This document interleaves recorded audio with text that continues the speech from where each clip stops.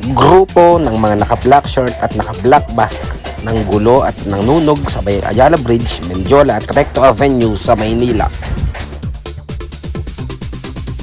Hello mga kapaps at mga kamoms, kumusta na kayong lahat diyan? Magandang buhay!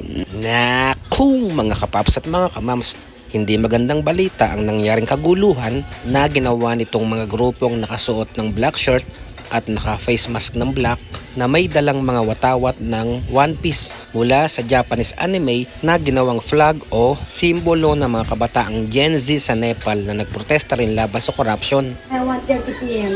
Yun, may mga kabataan ng galing sa top. Nagmamadali yung mga malilit lang, yung mga paya, at nagbabato sa mga pulis, mga kalakalan sa Ayamalit, nagbabato doon.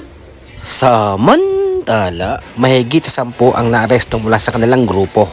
Isinabay ng mga hindi pa nakikilalang grupong ito ang kanilang marahas na protesta laban sa korupsyon doon sa mapayapang protesta sa Luneta at sa EDSA na bahagi ng National Day of Protest Against Flood Control Corruption.